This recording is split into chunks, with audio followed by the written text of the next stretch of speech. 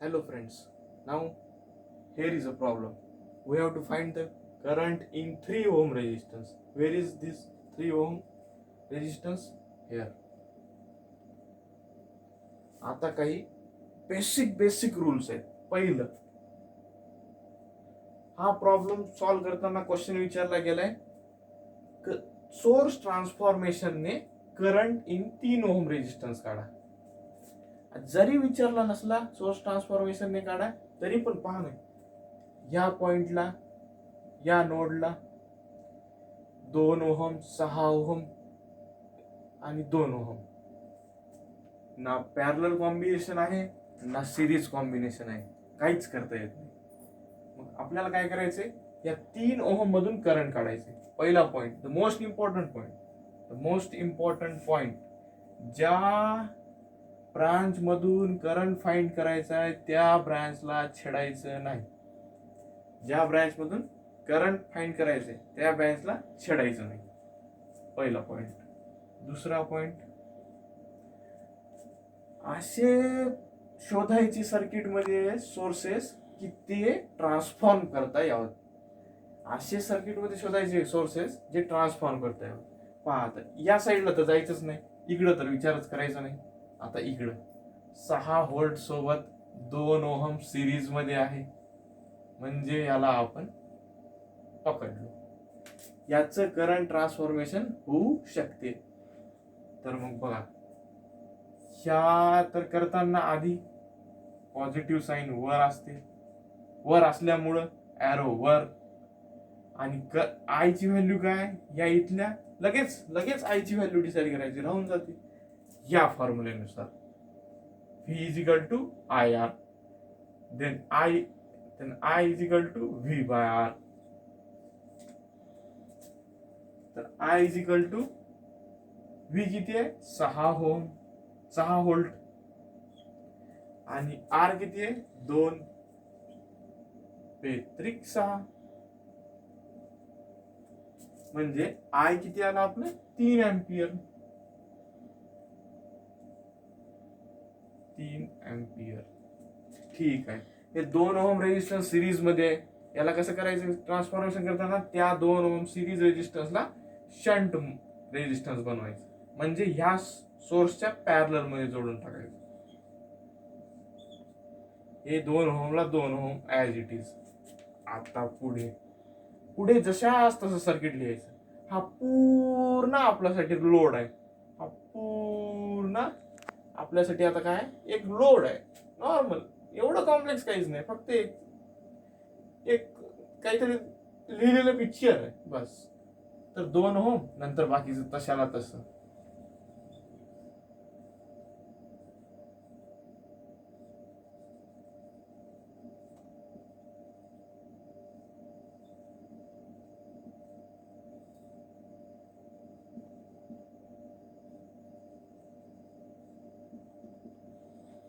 तीन ओहम मधून आपल्याला करंट फाइंड करायचा आहे, त्या ब्रँचला छेडायचं नाही. Number 1 and the most important thing, 3 ohm तिथल्या तिथं.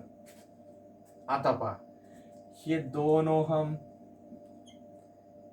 डायरेक्ट इथं 6 ओहम पॅरलली कनेक्टेड आहेत. 2 ओहम आणि 6 ohm. We know that in parallel RP, that is R equivalent, is equal to R1 into R2 upon R1 plus R2, किंवा 1 by RP is equal to 1 by R1 plus 1 by R2. It is further simplified as R2 plus R1 divided by R1 into R2, that is RP, 1 by RP is equal to R2 plus R1 by R1 into R2. So RP means is equal to this. ह्या फॉर्म्युल्याचा use करून आपण ते solve करूया. किंवा हा formula use करू शकता, पण हा सिम्प्लिफाईड व्हर्जन आहे त्याच फॉर्म्युल्याचा. So we will use this formula. आरामात, काही गडबड नाही, विचार करून काळजीपूर्वक व्हॅल्यूज पुट करताना काळजी घ्यावी लागते. R1 इंटू R2 साही दोन्ही 12, RP इज इक्वल टू साही दोन्ही 12, 6 अधिक 2 8, म्हणजे 8, 8 एक 8, उरले किती 4, 8 पंचे 40. Sorry, this is ohm. Okay, this is RP. तर आपण ह्या दोघांना इक्विव्हॅलंट रेझिस्टन्स फाइंड करणं म्हणजे काय, हे 2 ओहम आणि 6 ओहम जे काही सर्किटमध्ये बदल घडवणार आहेत, जे काही काम करणार आहेत, तेच गोष्ट एक रेझिस्टन्स काम करू शकते, हेच सांगायचं असते, बाकी काहीच नाही. तेच एक रेझिस्टन्स काम करणार आहे तसं 1.5 एम्पियर ओहम, सॉरी 1.5 ओहम, हे असते इक्विव्हॅलंट रेझिस्टन्स. आता आपण सोर्स बदलला नाही, आपण काय फाइंड आउट केले, कोणकोणते रेझिस्टन्स पॅरलल मध्ये आहेत, कोणकोणते रेझिस्टन्स सिरीज मध्ये आहेत. चला आता बघा, आता पाहायचं सोर्स ट्रान्सफॉर्मेशन होते का. हा होते. कसं होते, 3 एम्पियर आणि 1.5 ओहम कसे आहेत हे, practical independent current source. It can be converted into voltage source. कसं, डायरेक्ट व्होल्टेज सोर्स मांडा. हे डायरेक्ट व्होल्टेज सोर्स मांडलं, वर एरो असल्यामुळे वर पॉझिटिव्ह साईन आणि खाली निगेटिव्ह साईन. आता व्ही ची व्हॅल्यू कशी डिसाइड करायची, V is equal to I R. I किती आहे, 3 एम्पियर. आर किती आहे, R means RSS, that is 1.5 ampere. 3 into 5 15, वर हातचा घेतला 1, 3 1 3 4, 4.5 व्होल्ट.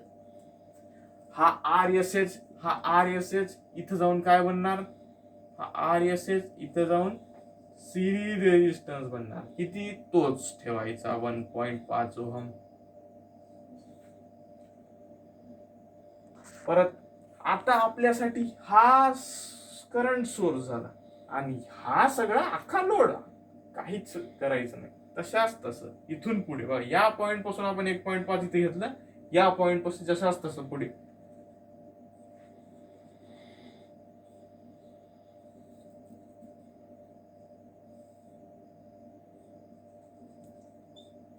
परत द मोस्ट इम्पॉर्टंट, ज्या ब्रांच मधून रेजिस्टन्स काढायचे तिथं काहीच हालचाल करायची नाही.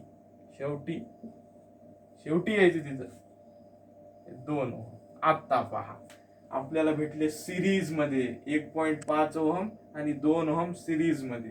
करा ऍड. सिरीज मध्ये इक्विव्हॅलंट रेजिस्टन्स काय येते, R equivalent is equal to R1 plus R2. हा फॉर्म्युला यूज करायचा. 1.5 प्लस 2 3.5. हे 2 रेजिस्टन्स जो इफेक्ट दाखवणार होते तो एकटा 3.5 दाखवतो. That is equivalent resistance. So we call it as equivalent. 3.5. Values put down करताना काळजीपूर्वक पुट डाऊन करायचे याच्यात. आता आपल्याला अजून कोणता भेटला ट्रान्सफॉर्मेशन,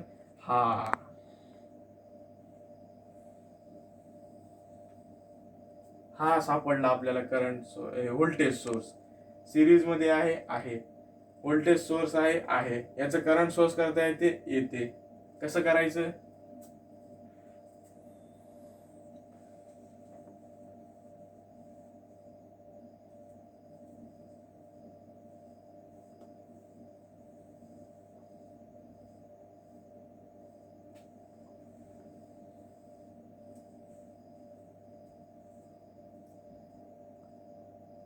आपल्याला आधी करायचं, करंट दाखवायचा. कसा आहे, पॉझिटिव्ह वर, म्हणून करंटची डायरेक्शन वर.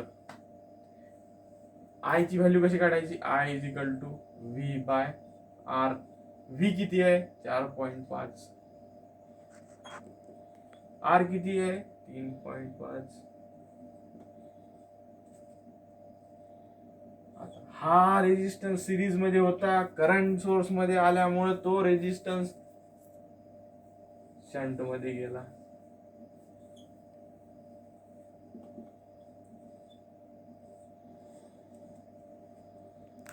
आता ह्याच्या पुढचं आपल्यासाठी एक लोड आहे काहीतरी, तर तिकडे काहीच जायचं नाही आपल्याला, तसं लिहून काढायचं.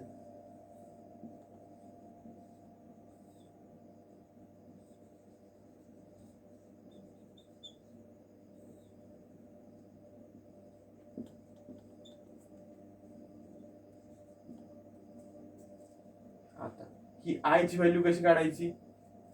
5 7 35, 5 9 45. So it will be 9 divided by 6. Now look at this. Here is no resistance. Ideal path, ideal wire means no resistance. We can easily shift this 3 ampere current source here and 3.5 ohm resistance there. So I am just shifting.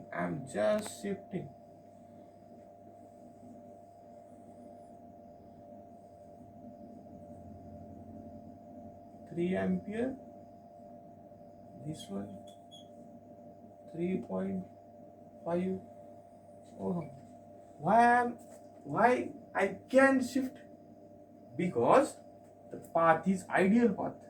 There is a no resistance.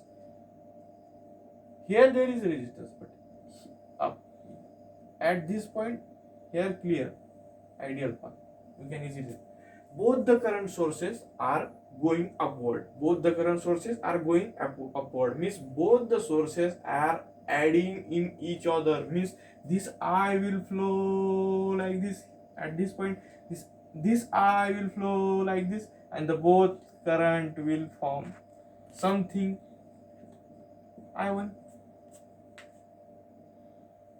So I can here simplify that. 7 1 7.20, 7 2 14, 7 7 8 56, 40, 7 5 35. Let's add this point 1.285. This is value of I. 1.285 ampere plus 3 ampere means 4.285 plus 3 ampere. So both this current source is now neglected, means they are both additive in nature. So I added here and write down 4.285. Now let's see the chance. There is chance that we can find the source. Here is a current source, and in shunt there is a 3.5 ohm resistance. So we can easily catch this current source, and transform it into voltage source.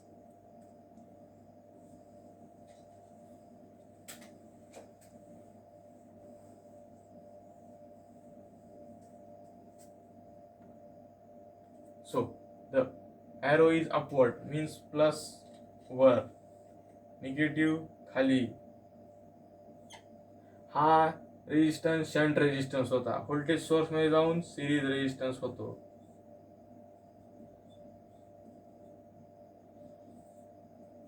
नंतर याच्या पुढचं circuit as it is, आपल्याला यांची काहीही problem नाही.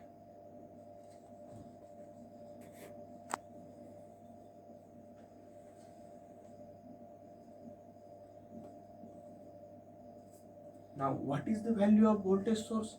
What will be the value of voltage source? V is equal to I into R. Which is I here? 4.285. What is R here? This RSS. So V is equal to 4.285 into this 3.5. That is the something answer. Then we can now simplify this complex one circuit into a simple circuit. Means three resistors are in series and there is a voltage source. We have to find current flowing through the 3 ohm resistance. We have got now the series circuit. In series circuit, current flowing through the each resistor is same. But now how to find it? Formula I is equal to V by R1 plus R2 plus R3. What is V here? This quantity 4.285 into 3.5, R1 3.5 plus R2 1 plus 3. So what will be the current? What will be the whatever the value of the current? That current will flow through. That current will flow through this 3.5, 1 ohm, 3 ohm. Why? It is the property of series circuit. So we can calculate this. Pause kar. By using calculator, we can easily calculate this value. This value will be is equal to 1.99 ampere. So the current flowing through the 3 ohm resistance is 1.99 ampere, means equivalent to 2.